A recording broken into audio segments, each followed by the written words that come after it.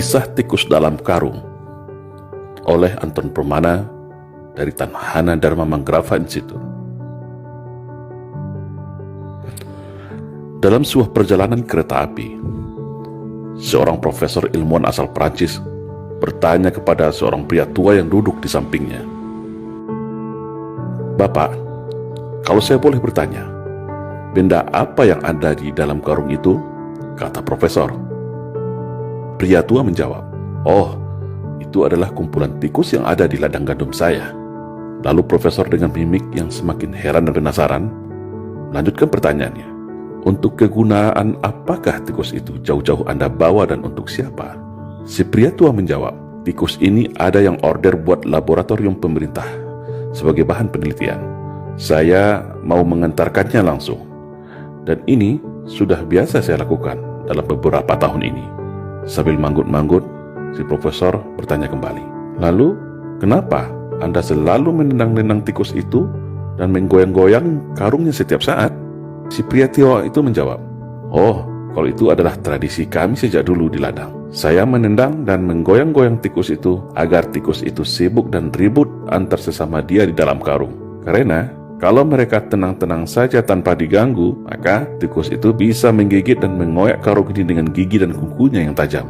Makanya saya goyang dan tenang terus karung ini supaya tikus-tikus ini lupa kalau mereka sebenarnya punya senjata gigi dan cakar. Mereka punya cara bersama-sama untuk melepaskan diri dari karung ini," jawab pria itu santai. "Oh, begitu ternyata," jawab profesor ini baru paham dan mengerti sambil manggut-manggut. Nah, apa yang dapat kita ambil pelajaran dari cerita di atas kalau kita konversikan kepada kondisi bangsa kita saat ini? Cerita profesor dan bapak tua pembawa karung tikus di atas bisa dikonversikan dengan keadaan bangsa kita hari ini. Sebuah bangsa yang besar, bangsa yang plural, bangsa yang majemuk, tapi saat ini terjebak dalam jurang perpecahan yang begitu tajam dan dalam. Ibarat sebuah piramida kehidupan, mulai dari puncak piramida, tengah dan bawah terpecah belah oleh ego dan kepentingannya masing-masing. Apakah ini natural? Apakah itu alamiah terjadi? Sebagai bangsa yang memiliki sumber daya alam melimpah seperti ini, sangatlah menggiurkan bagi para taipan dan negara maju yang haus akan sumber daya alam.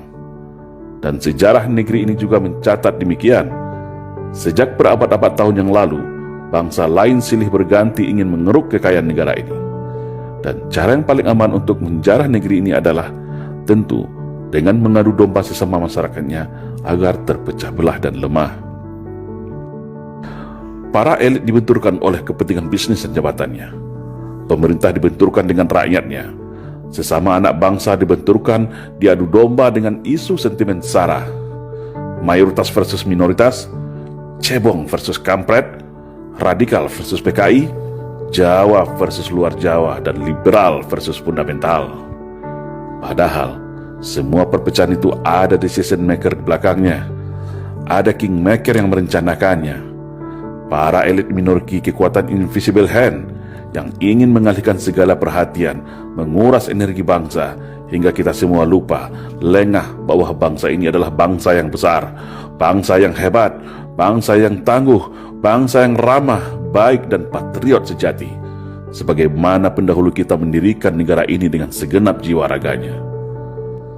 Setiap hari, setiap menit dan detik, ada saja isu permasalahan yang muncul seakan memaksa kita, menggiring kita, memancing emosi kita untuk terus berkelahi, saling mencaci, dan saling membuli. Seolah tak ada lagi celah untuk kembali ke masa indah yang penuh kerukunan, ketentraman, dan saling percaya dan toleransi. Yang agama satu tak recokin agama yang lainnya. Yang aliran berbeda tidak hakimi aliran yang lainnya. Suku lain tidak menghina suku lain. Kehormatan sara sangat kita junjung dan hormati. Tapi saat ini, isu sara seolah menjadi amunisi dan senjata untuk memecah belah anak bangsa. Akhirnya yang terjadi, sesama anak bangsa terjebak dalam jurang gelap perpecahan tiada henti, yang membuat para cukong, elit minoriti, kingmaker semua tepuk tangan dan tertawa sambil menghisap kekayaan negeri ini dengan tenang. Sudah saatnya bangsa ini sadar akan jati dirinya. Sudah saatnya kita semua paham arti dari semua perpecahan ini. Semua ada yang mengaturnya, dan semua ada yang menikmatinya. Ibarat kata pepatah, kalau kapal pecah, maka hiu yang akan kenyang menikmatinya. Padahal, mereka yang merancang ini hanya dari kalangan yang sedikit, tapi berhasil memecah belah serta membodohi kita semua dengan propaganda dan adu domba. Seperti pria tua yang selalu menendang menggoyang tikus dalam karungnya agar selalu ribut dan lengah. Sekarang, kembali kepada kita semua. Tetap ribut saling cakar antar sesama, atau bersatu bersama-sama untuk melepaskan diri dari skenario belenggu perpecahan, membangun arus gelombang persatuan kesatuan bangsa untuk menuju arah Indonesia ke depan yang lebih baik, yaitu Indonesia yang bersatu, berdaulat, adil dan makmur. Salam Indonesia Jaya.